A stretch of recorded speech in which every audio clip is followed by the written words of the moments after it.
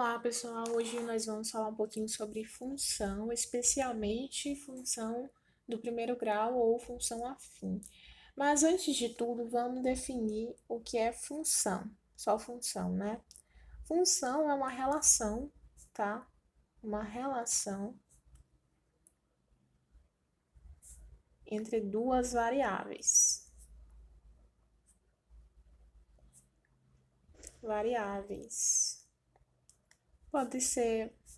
Podem ser representadas por x e y, tá?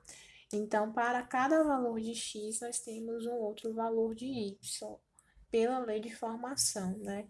Então, nós vamos ter uma função com a representação de uma fórmula, né? Ou uma lei de formação, ou por gráfico, sempre vai ser representada assim, tá? E nós temos também os tipos de função. Mas antes de falar disso, nós devemos saber que sempre uma função, ela vai ter domínio, contradomínio, domínio e imagem. Mas o que é domínio, contradomínio e imagem?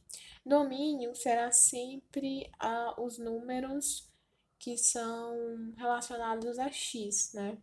X. Então, numa determinada função, por exemplo, y igual a 2x.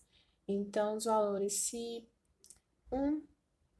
x equivale a 1, né? O domínio vai ser 1, ok? E para esse valor de x1, nós temos um valor de y que vai ser um outro determinado número. Por exemplo, nessa mesmo exemplo do y igual a 2x, nós temos que y é igual a 2 vezes 1, ou seja, y é igual a 1. Né? Então, aqui eu vou até colocar aqui o exemplo, y é igual a 2x. Aí, para x igual a 1, né? É 2 vezes 1, então y é igual a 2. No caso aqui, o domínio vai ser 1, tá? Vou colocar aqui. O contradomínio vai ser 2.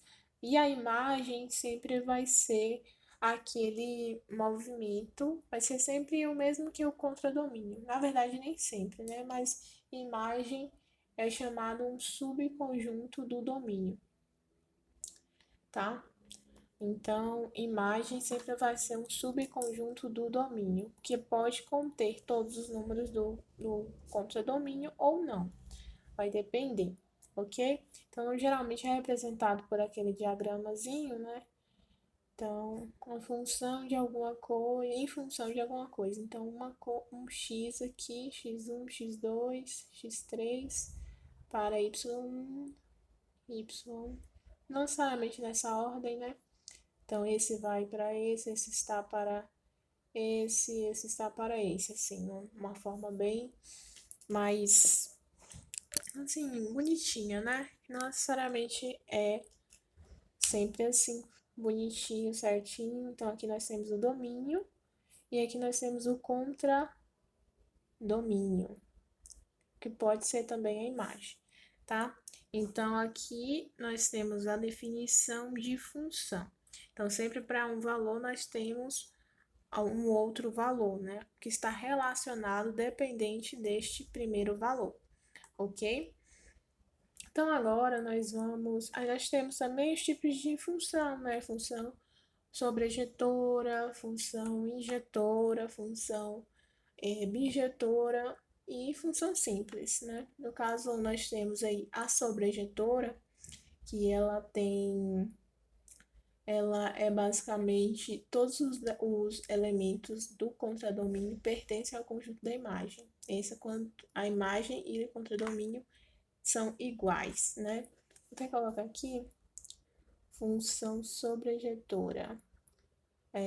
Contradomínio é igual imagem, tá? A função injetora ela vai ser quando o domínio possui uma única e distinta imagem, tá? Uma imagem. Ou seja, um elemento do conjunto da imagem pode corresponder a dois elementos do domínio, tá? Aqui pode ter dois. E função sobrejetora, que é a união dessas duas primeiras, né? É quando elas simultaneamente, os elementos pertencem ao contradomínio e pertencem ao conjunto da imagem, né? Um elemento do contradomínio corresponde ao único elemento do domínio, tá? Então, essas são nossas definições aqui de função sobrejetora, injetora e bijetora. Agora nós vamos falar um pouquinho do tema da aula mesmo, né, que é a função afim, né? Vamos começar com a definição de função afim. Função, nós já vimos que é uma relação entre duas variáveis, ou seja, função afim é essa relação entre duas variáveis, e ela vai ser representada por um polinômio, né, de primeiro grau, né? Então, ele não vai ter aquele expoente elevado a mais de 2, 3, 4, não. Só vai ser um expoente elevado a 1, tá? Então, vai ser representado por f de x, tá? Igual a x mais ou menos b, tá? Essa é a formulazinha de função do primeiro grau ou função afim. Lembrando que o y é igual a f de x, tá? É a mesma coisa, essa representação. Então, para um valor de x, nós temos um outro valor correspondente aqui a y. Então, nós temos essa definição, ok?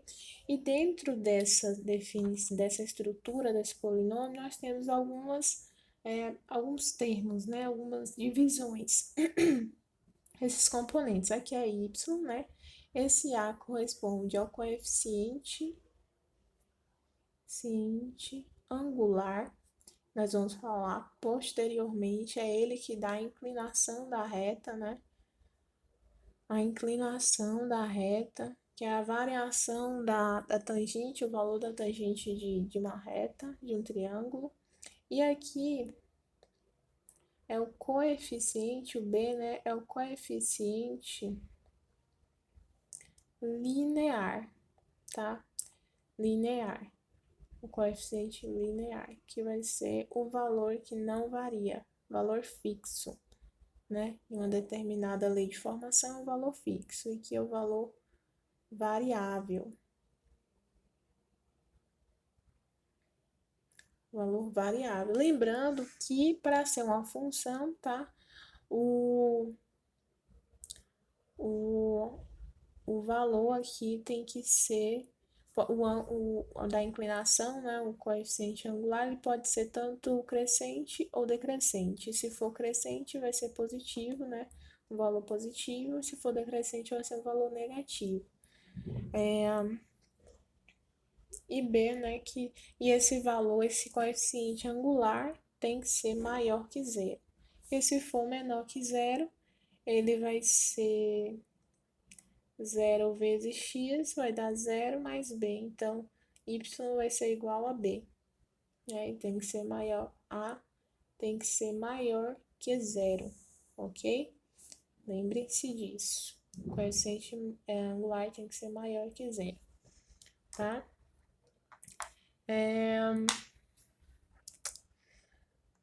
Ok, então vamos para destrinchar, né, esses termos dessa função. Entre eles, nós vamos falar aqui primeiramente do coeficiente angular, né, que é a mesma coisa que ele vai dar a taxa de variação. Taxa de variação. Coeficiente angular é igual a taxa de variação, tá? A taxa de variação dos valores dessa reta. Então, como que a gente acha que coeficiente angular,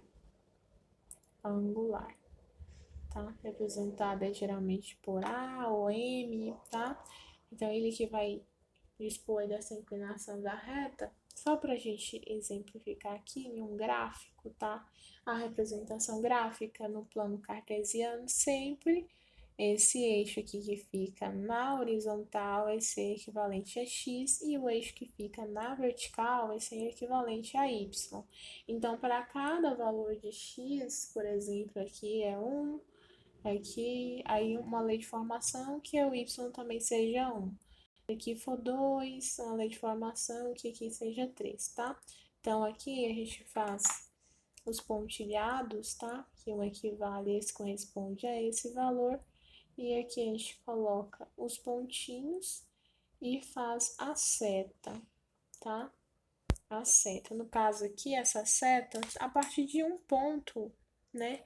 Nós temos aí já dá para saber se é uma reta, né? E sempre a função do primeiro grau vai ser uma reta, tá?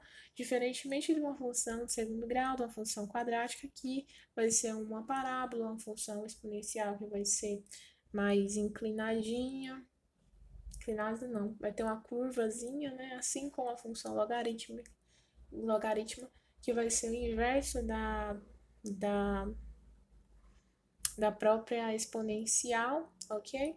Então, nós vamos ter a função inversa, função modular, função composta, né? Que vão ter essas peculiaridades, ok? Então, nós vamos ter aqui esse gráfico e a taxa de variação, por exemplo, é quanto isso varia, o x varia em relação ao y. Então, nesse caso aqui, no coeficiente angular, a taxa de variação, que é coeficiente angular é igual à taxa de variação, vai ser igual a ΔX, a variação de y, dividido pela variação de x, tá? Vai ser essa forma. E como que a gente destrincha esses valores aqui? Como é que vai ficar? Alfa não, o coeficiente angular vai ser igual à variação de y, ou seja, y0, y final menos y inicial, algo assim, ou isso final menos x inicial. Como é que fica aqui? O y tá aqui nessa reta, né? É vertical, então vai ser 3 menos 1, 3 menos 1, por exemplo, dividido por x final e x inicial, que é 2 menos 1. Então, nós vamos ter aqui A igual a 2 sobre 1, ou seja, o coeficiente angular ou a taxa de variação é igual a 2, ok? Bem descomplicado isso daqui, tá? A fórmula da taxa de variação é ela que vai dar a inclinação. Se essa inclinação for positiva, ela aqui no caso é da 2, né? E 1 positivo, ou ambos positivos. Então, a reta vai ser crescente, como está aqui. Se fosse negativa, a reta ia ser decrescente, ok? É interessante falar aqui que isso daqui é o mesmo que isso aqui forma um triângulo, né? Um triângulozinho. Então, aqui nós temos um triângulo retangular, né? Forma um triângulo retangular. E esse triângulo nós temos os valores, se a gente colocar aqui, ó, do cateto oposto e cateto adjacente, que é a mesma coisa nessa fórmula aqui, tá? A tangente da variação aqui. Então, nós temos que tangente é igual a 3 menos 2, é esse valor aqui, né? Esse valor cateto oposto e cateto adjacente. A gente aqui, a hipotenusa que não temos, né? Então, a tangente de tal ângulo é igual a, de determinado ângulo é igual a 2 dividido por 1, que é igual a 2, que é a mesma coisa, certo? Só para elucidar mais o conteúdo para vocês, deixar para vocês saberem que a taxa de variação é igual ao coeficiente angular, que é igual à variação, a tangente desse triângulo formado aqui, tá? Outra coisa que nós temos, que é importante frisar, apesar de nós termos já feito aqui, esse G aqui é um de gráfico de uma função afim. O gráfico de uma função afim, ela pode ser crescente, né? Então, vamos ter uma tabela com um par ordenado. Aqui nós vamos ter os valores x e os valores de y. Aí, podemos exemplificar assim, que para cada valor de x é zero. A lei de formação é 2x mais 1. Então, para x igual a zero, aqui 2 vezes zero, zero. Mais 1, então y vai ser igual a 1. Ok? Então, aqui, ó, para x igual a 1, nós vamos ter y igual a 2 vezes 1, que é 2 mais 1, que vai ser igual a 3. Ao mesmo tempo que, se a gente continuar aqui, ó, para x igual a 2, nós vamos ter 2 vezes 2 mais 1. 4 mais 1 é igual a 5. Então, nós vamos ter esse conjunto aqui, esses pares ordenados e os valores de x e y, que a gente pode colocar numa reta, né, num plano cartesiano. Então, aqui para os valores de x e y, nós temos aqui 0, 0 e 1 em y, né? E aqui em x, aqui a gente não tem nada, aqui nós temos x para 1 e y3. Então, nós vamos fazer já aqui o pontilhado ligando esses dois pares ordenados, tá? X para 2, aqui eu vou só representar, tá? 1 e 2, não, 3 e 5, né? Não, é 1, 3 e 5 agora, né? Então, para o valor de 2,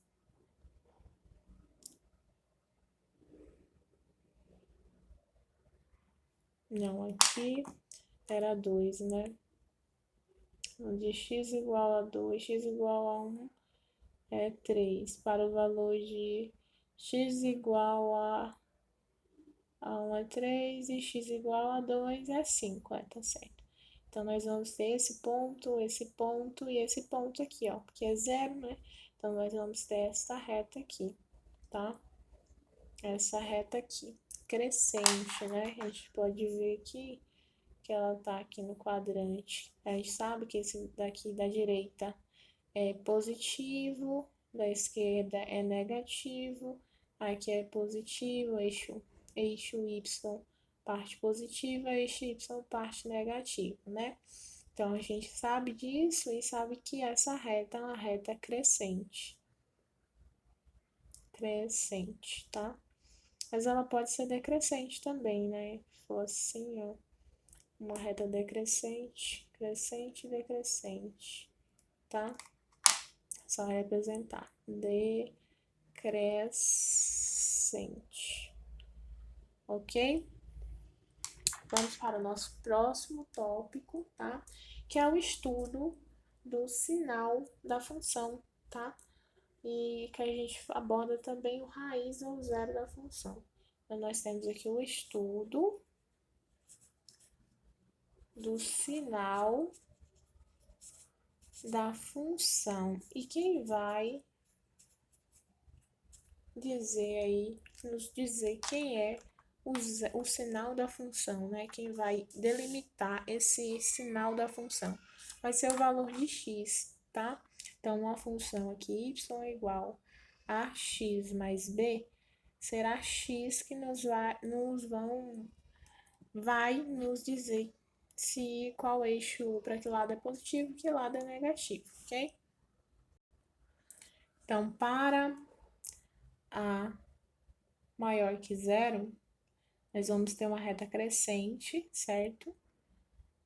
Vamos dividir aqui. E para A menor que zero, vamos ter uma reta decrescente.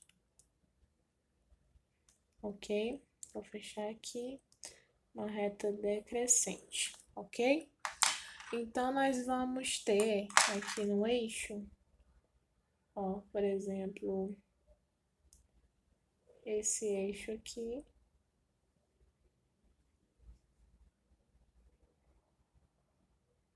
vai nos dizer a raiz da função. A raiz da função, vou até colocar aqui, tá?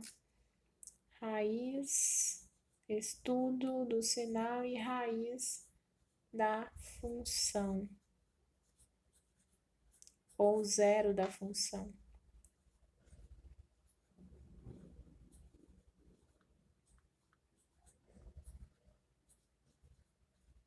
Tá? A raiz da função ou zero da função. Vai ser esse valor aqui que vai delimitar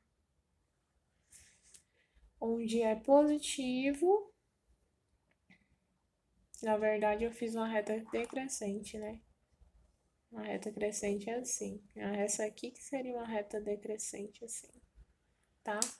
Então, eles considerem essa retinha decrescente aqui e só essa aqui crescendo para cima, né?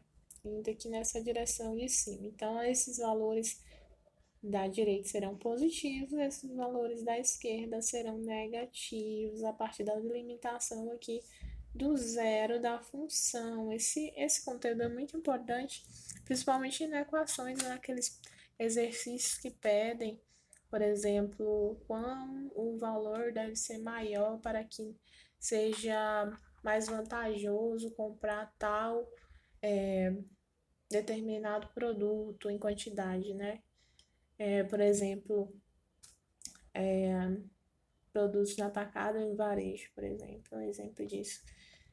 Que a gente pode utilizar isso aqui, a equação, a gente vai utilizar igualar as funções, mas não colocar o igual, né? Na equação a gente utiliza maior que e menor que. E aqui nós temos, voltando aqui, né? Nós temos a raiz da função aqui para uma reta decrescente, onde aqui vai ser positivo e aqui negativo, ok? Então, nós temos essa questão da raiz da função. Então, nós vamos ter esse outro tópico, né, de função afim, ok? Então, nós vamos ter usado muito em equação, tá? Quando você quer saber, por exemplo, x mais 2 maior que zero, tá? Você utiliza essa formulazinha aqui de equação, coloca maior que e menor que, tá? Próximo tópico, em que tem muitas questões sobre isso, é o ponto de encontro. Tanto em física também, né? A gente já abordou em movimento uniforme e movimento uniformemente variável, né? Então, nós temos o ponto de encontro entre dois carros, ponto de encontro entre bicicletas, ponto de encontro de dois trens, enfim. A colisão, né? A colisão, quando a gente quer saber, né, quando eles vão se encontrar, quando eles vêm de sentidos diferentes, né? Nós temos aí a fórmulazinha de igualar as equações, SA igual a SB, né, dos espaços. Eu lembro bem disso de física. Então, aqui nós temos a aplicação, na verdade, o porquê, né, da gente fazer aquilo em física, né, o ponto de encontro entre duas retas.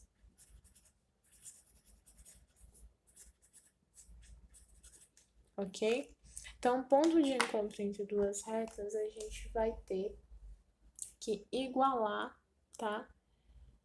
Igualar as duas equações. A gente vai ver nos exercícios que nós iremos fazer, né? Por exemplo, a taxa de operadora a partir de quantos minutos é mais vantajoso você comprar a mais cara, mais barata, né? Então, nós temos essa daqui, a mais barata, né? Até que ponto é mais vantajoso a barata. Ou então, ponto de encontro da vazão de dois tanques, né? Até em que ponto, né? Ou que tempo eles se encontram também é uma questão interessante, é um exercício interessante na aplicação. E na equação é dessa da operadora, né? e ponto de encontro nessa da vazão, que é bastante interessante também. Então é isso, o ponto de encontro das duas retas é quando uma está assim e outra vem aqui, esse é o ponto aqui de encontro dessas duas retas. Nesse caso, é o único ponto em que as duas, vou colocar aqui, até escrever, único ponto que as duas retas têm o mesmo valor, tá? Quando é que as duas operadoras ficam com o mesmo preço, né? É nesse ponto de encontro, ou quando eles vão ter o mesmo nível de água numa vazão de dois tanques, né? Dois reservatórios. É a partir daqui, desse ponto de encontro, né, que eles têm o mesmo número, ok? Então, vamos fazer aqui rapidamente algumas questões, tá? Essas mesmo que eu estou mencionando, os exemplos. Então, vamos fazer. A primeira é de lei de formação. Formação, tá? E ela te dá um gráfico e diz assim: em um mês, uma loja de eletrônicos começa a obter lucro já na primeira semana. O gráfico representa o lucro em L, tá? O lucro em L dessa loja desde o início do mês até o dia 20, mas esse comportamento se estende até o último dia 30. E o gráfico, nós temos um gráfico que vai indicar tempo por lucro, tá? Então, aqui representa o lucro, 2.000, e aqui foi uma perda, né, de 1.000, tá? Aqui é no 20º dia, então, tempo por lucro. No 20º dia, nós que teve um lucro de 300.000. Então, ele quer saber a lei de formação, tá? Dessa função. Primeiramente, nós podemos achar aqui o coeficiente linear. O coeficiente linear vai ser igual a menos 1.000, tá? É um valor fixo que não varia em detrimento, ele tá aqui, tá? Ele não varia em detrimento de nenhum, tanto que esse varia em relação a esse, né, o x. Aqui nesse ponto zero ele era aqui, então vai ser 1.000, ok? Coeficiente linear. O segundo passo é achar o coeficiente angular. Coeficiente angular, a gente já viu na fórmula, né? A delta y menos delta x. Então, a gente pode achar aqui que delta y é 300 menos 1.000, né? Que dá 2.000, né? Não, é 300 menos 1.000, então dá 4.000. E 20 menos 0, né? 20. Então, o coeficiente angular é igual a 200, tá? Terceiro é colocar na fórmula. Então, na fórmula, lembra que o L aqui, o Y é L, tá? Em função do tempo. Então, nós temos lucro em função do tempo. Então, vamos ter aqui o AX, o 200x, menos... Ou x não, x vai ser t, né? Costume. Menos 1.000, tá? Então, essa aqui é a fórmula dessa questão. Então, primeiro angular, linear, depois angular. O que varia, fixo, depois o variável. Ok? Certinho? Outra questão interessante é aquelas questões que te dão gráfico para você saber uma proporção de alguma coisa em um ano, né? Porcentagem e ano, né? Então, você pode fazer através de uma conta simples, né? De proporção, de tirar, e é bem simples essas questões, né? E temos também uma de ponto de encontro. 2 pontos de encontro.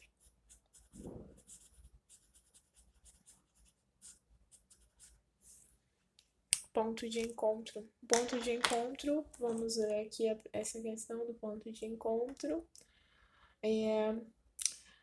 O reservatório, né, o reservatório A perde água a uma taxa constante de 10 litros por hora, enquanto que o reservatório B ganha água a uma taxa constante de 12 litros por hora. No gráfico estão apresentados o eixo Y, os volumes em litros da água contida em cada um dos reservatórios, em função do tempo em horas representando no eixo X. Então, nós vamos ter aqui um gráfico, tá? E esse gráfico vai ter o eixo X, né? E o eixo Y. No eixo Y, nós vamos ter os valores de 60 e 120, tá? E lembrando que para um valor em X, nós vamos ter 120 em Y, e para o valor de 60 em Y, nós vamos ter um certo valor. E ele quer saber esse valor aqui, ó. Em que momento eles têm o mesmo valor, mesmo volume, né? O mesmo volume, não, mesma hora, né? Esse valor é em hora. Qual a mesma hora que eles vão ter um certo volume, né? Então, nós vamos ter esse gráfico, né? O reservatório A, reservatório B, faz conta que eles são os mesmos, tá? E aí ele quer saber o ponto de encontro, né? Primeiro a gente tem que achar a lei de formação de cada um. De cada, né? Então, aqui no primeiro, no A, nós vamos ter, no A nós vamos ter 10 litros, né? 10 litros, 10 litros, em que varia, mas 720. Isso aqui é 7, viu, pessoal? 720. O valor fixo, e o 10, que é o volume que varia.